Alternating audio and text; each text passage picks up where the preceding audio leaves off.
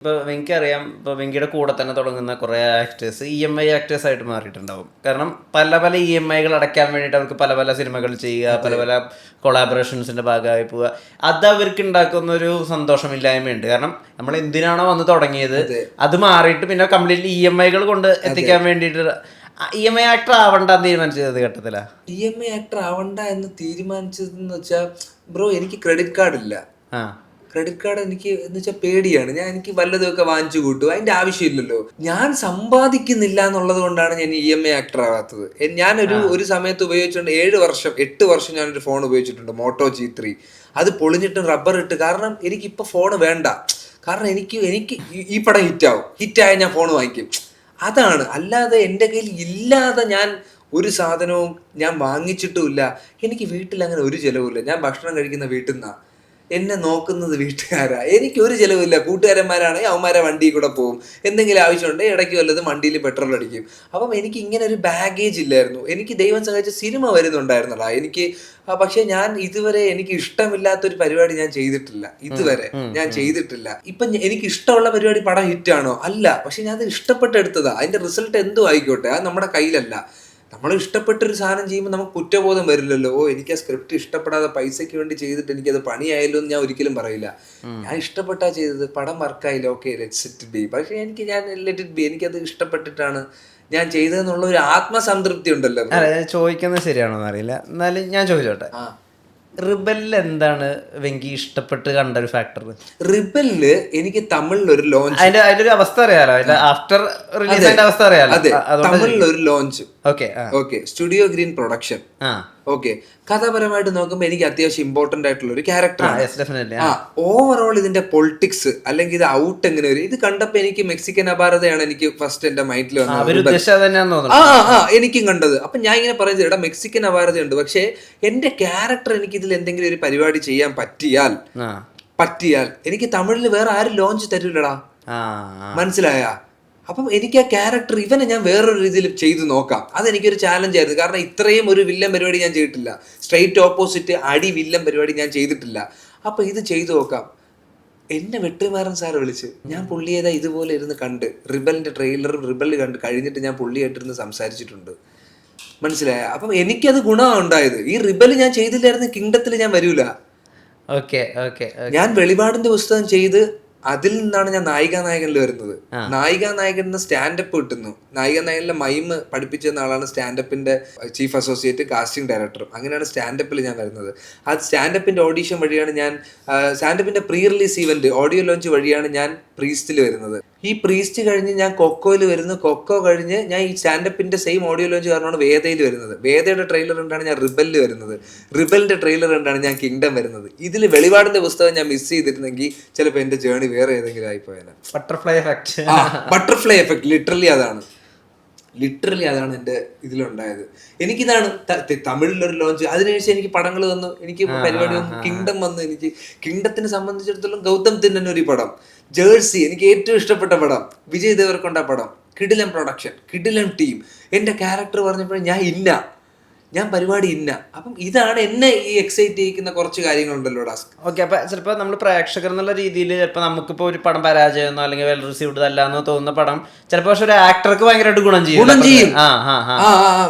പിന്നെ ഉറപ്പായിട്ടും. കാരണം ഇപ്പം നമ്മള് ഓക്കെ, ഇത് എനിക്ക് എന്തെങ്കിലും ഒരെണ്ണം തരും എന്നുള്ള ഒരു വിശ്വാസത്തിലാണ് ഇറങ്ങുന്നത്.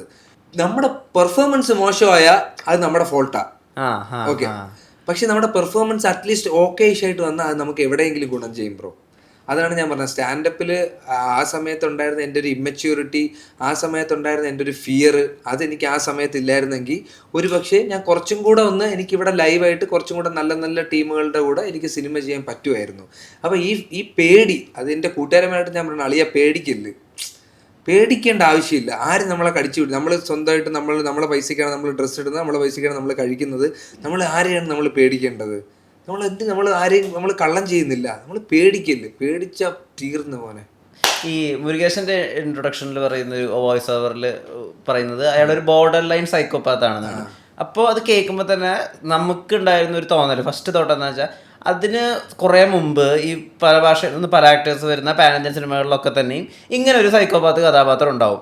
അത് ഇങ്ങനെ തക്കാളി ലോറി മറിഞ്ഞതുപോലെ തന്നെ കുറേ സൈക്കോപാത്തുകൾ വന്നിട്ട് സൈക്കോപാത്തുകൾ പറഞ്ഞ് ഇങ്ങനെയായിരിക്കും.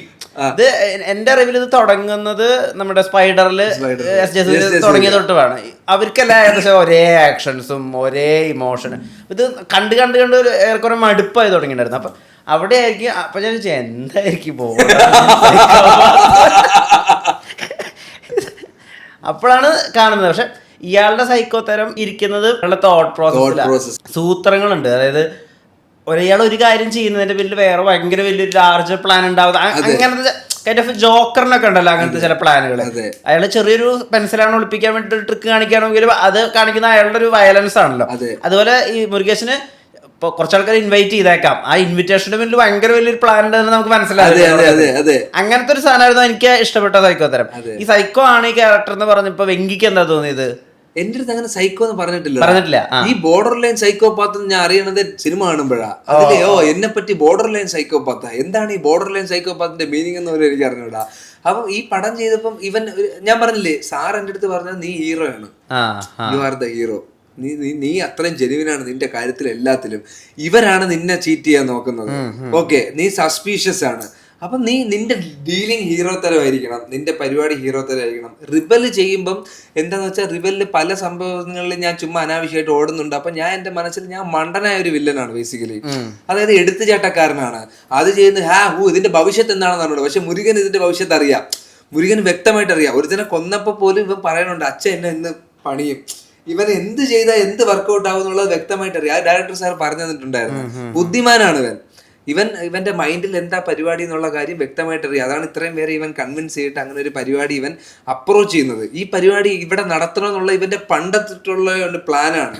ആ മറ്റേവനെ ടാർഗറ്റ് ചെയ്യുന്നത് ഇവന്റെ മുമ്പത്തെ പ്ലാനാണ്. കാരണം അവന്റെ അടുത്താണ് അച്ഛൻ എക്സ്ട്രാ കെയർ കൊടുക്കുന്നത്. അപ്പൊ അത് അവന് ഇഷ്ടമില്ല, പൊസസീവ് ആവാൻ. അപ്പൊ അവിടെ ഇവനാണ് വരേണ്ടത്, ഇവനാണ് ആ പരിപാടി ചെയ്യേണ്ടത്. അത്രയും ആഗ്രഹത്തോടെ ഇവൻ സൂപ്പറായിട്ട് ചെയ്യും. ഇവൻ അത് കൊടുത്താലും സൂപ്പറായിട്ട് ഇവൻ ചെയ്യും, എല്ലാം നോക്കി അത്രയും ഡീറ്റെയിൽ ആയിട്ട് ഇവൻ ചെയ്യും. അപ്പം അങ്ങനത്തെ ഒരു സാധനമാണ്. അല്ലാതെ എനിക്കൊരു സൈക്കോപാത്തോ അല്ലെങ്കിൽ ഒരു സൈക്കോയാണ് ഇവ ഇങ്ങനെ ചിരിക്കണമെന്ന് ഒരിക്കലും ഞാൻ വിചാരിച്ച് ചിരിച്ചിട്ടുമില്ല. അത് അവസാനം ആ കോടാലി കൊണ്ട് ഇരിക്കുന്ന സ്ഥലത്താണെങ്കിൽ പോലും അങ്ങനത്തെ ഒരു ചിന്ത എൻ്റെ ഇല്ല. അതായത് നീയൊക്കെ എന്നെ പറ്റിച്ചിട്ട് നീ എവിടെ പോണ്, ഞാൻ ഹീറോയാണ്, നീ ഒന്നും പോണ്ടടാ എന്നുള്ള രീതിയാണ് എൻ്റെ മൈൻഡ് മൊത്തം ഞാൻ നിന്നത്. ഈ കോടാലി കൊണ്ടുള്ള ഇരിപ്പൊക്കെ എന്ന് പറഞ്ഞു കഴിഞ്ഞാൽ സത്യമായിട്ട് ഈ യങ് ആയിട്ടുള്ള ബഡിങ് ആയിട്ടുള്ള ആക്ടേഴ്സിന് മീൻസ് അങ്ങനെ ഇപ്പൊ ബ്ലഡ് ബാത്തിൽ ഒരു സോഡൊക്കെ പിടിച്ചിരിക്കുക എന്ന് പറഞ്ഞാൽ ഭയങ്കര വലിയൊരു മൊമെന്റ് ആളുകൾക്ക്. കാരണം നമ്മളങ്ങനത്തെ സിനിമ കണ്ടിട്ടുണ്ടല്ലോ, വിക്രം വേർഡ് കാണുന്നു, നമ്മള് ബാഹുബലി കാണുന്നു, നമ്മളതൊക്കെ ഇങ്ങനെ അങ്ങനത്തെ ഇരിപ്പുകളുണ്ടല്ലോ ഈ വെപ്പൺസ് പിടിച്ചിട്ട്. ഭയങ്കര ഒരു അഡ്രനാളിൻ റഷ് കിട്ടിയിരുന്നു സ്വയം അത് ചെയ്യുന്ന സമയത്ത്? ഇല്ല, എന്റെ അഡ്രനാളിൻ റഷ് എനിക്ക് ആ മിറർ സീക്വൻസ് ആയിരുന്നു. ഓക്കെ. ഇത് ചെയ്യുമ്പോ എനിക്ക് അറിഞ്ഞൂടാ ഏതാണ് ആംഗിള്, എത്ര വരും, ഞാൻ കണ്ടിട്ടില്ല ക്യാമറയില്, മോണിറ്ററിൽ ഞാൻ നോക്കിയിട്ടില്ല. കാരണം ബ്ലഡിൽ ഇരിക്കില്ല, എനിക്ക് നടക്കാൻ പറ്റില്ല ബ്രോ, കാല് മൊത്തം ബ്ലഡാ, വഴുക്കുന്നു ഞാൻ. അപ്പം ഈ സീന് വന്നു, ഞാൻ വച്ചു, ഞാൻ ഇങ്ങനെ നാക്ക് വെച്ചിട്ടൊരു പരിപാടി, ഇങ്ങനെ ഒരു പരിപാടി ചെയ്തു, ഇത്ര എനിക്ക് അറിയാളൂ. ഡബ് ചെയ്തപ്പോഴാണ് ഞാൻ ഈ സാധനം കാണുന്നത്. പടം ഷൂട്ട് ചെയ്തപ്പം ADs എൻ്റെ അടുത്ത് പറഞ്ഞു, അതായത് ഡയറക്ടർ പടം കണ്ടിട്ട് സാറ് പറഞ്ഞു, സാറിന് ഓരോ സിനിമയിലും ഓരോ ഫേവറേറ്റ് ഷോട്ട് ഉണ്ടാവും, പക്ഷേ ഈ സിനിമയിൽ മുരുകൻ്റെ ആ ഇരുത്തമാണ് സാറിന് ഏറ്റവും ഇഷ്ടപ്പെട്ടത്. പക്ഷെ സാർ എൻ്റെ അടുത്ത് ഡയറക്റ്റ് പറഞ്ഞിട്ടില്ല, സാറൊരു ഇൻട്രോവേർട്ടാ. സാർ എൻ്റെ അടുത്ത് അങ്ങനത്തെ കാര്യങ്ങളോ ആരെ പറ്റിയോ സാർ ഒന്നും പറയില്ല. ADsന്റെ ഇടയിലുണ്ടായ ഡിസ്കഷനാണ്.